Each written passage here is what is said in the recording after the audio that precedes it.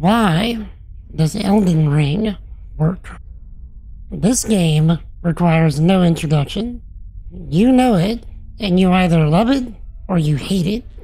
If you're anything like me, you've probably wondered what causes players to not only enjoy the suffering that this game provides, but to pay for it and then ask for more. I use the word suffering intentionally here because I think it's the key factor that will allow us to answer that question. Within moments of the opening cutscene, it's clear this world is in a state of fracture, want, and decay. Your character awakens in the presence of death, specifically the death of your own maiden. The first enemy you encounter is intended to destroy you with overwhelming force. Once you escape the crypt, you're greeted by one of the most breathtaking sights in gaming, before being immediately mocked by the man that likely murdered your maiden.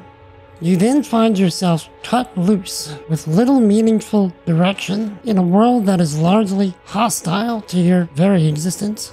If that sounds miserable, it is, and that's the point. You are intended to struggle. You are intended to suffer. This is likely why the game is so polarizing to a lot of people. This clear intent of suffering presents you with the choice to overcome or move on, and the game makes no apologies for that ultimatum. For those that choose to overcome, you are expected to work for your victories, and your effort means that the satisfaction of conquering is that much more intense. I think this is largely the intent of the suffering. Through the effort needed to overcome the suffering surrounding you and inflict it upon you, you grow in strength and begin to push back the things that initially held you down. You then feel vindicated, relieved, and filled with a newfound confidence and determination to push through the newfound suffering set before you. The pain has made the victory all the sweeter, and it's only natural to push to greater heights. This is the core philosophy behind the entire gameplay loop. Suffering, growth, victory, confidence, repeat. Once you break it down this way, you can begin to see how this speaks to a key aspect of the human experience. As children, we see the world for its potential, but also as a big and scary place, because almost everything is dangerous to us. As we grow, we apply ourselves and struggle to learn and to do new things. When we succeed through struggle and effort, we grow mentally, physically, and in confidence to do more. If we continue this pattern into adulthood, we will grow to the point that the things we struggled with as children are now trivial, and we have the confidence and skills to continue climbing higher if we so choose. Look back to Elden Ring. The Lands Between is beautiful and full of potential, but also big and scary because almost everything is dangerous to you.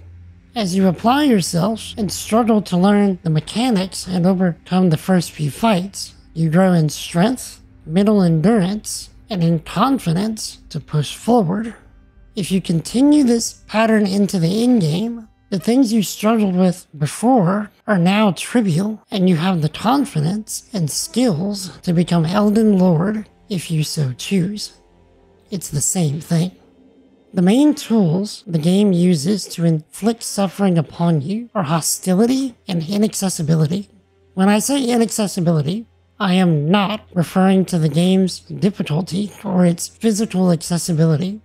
I've heard of both players and game journalists saying the game is inaccessible because it's too difficult and doesn't offer options to make it easier or more physically accessible. While an argument can be made that the game is more inaccessible to blind gamers, I personally see just minor issues with the game's physical accessibility. I play all games using a combination of 3 fingers to move the mouse and use the keyboard while clicking another mouse attached to my toe. I've not only completed a casual run of both the base game and the DLC like this, I've also completed a challenge run where I died to almost everything in one hit. I'll leave the links to all of that in the description. If you're willing to adapt, the game is accessible. And if you're physically disabled like me, you're probably already used to adapting things to your needs anyway. What I mean by inaccessibility is the lack of guidance on how to progress through the game, or in some cases, even use its mechanics. The most the game will do for you is provide very vague directions through cryptic NPC dialogue, as well as general pointers through some sites of grace, which are only sometimes helpful. The purpose here is threefold. The first and most obvious is to make you suffer and push through. The second is to encourage you to explore and discover more of the world and its lore. The third is to give you opportunities to grow and equip your character organically so that you're better prepared for the tougher fights in the main questline. When I say hostility is used to inflict suffering, I mean that there are very few guardrails to keep you safe in any meaningful way.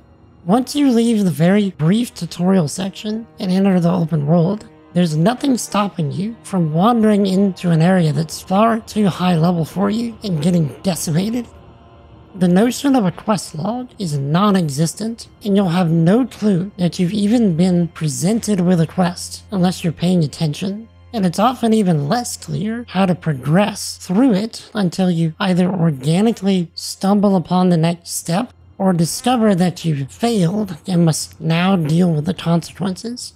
While certainly frustrating on the surface, there's a certain beauty in these intentional design choices because they force you to be an active participant in your journey instead of being passively led from point to point.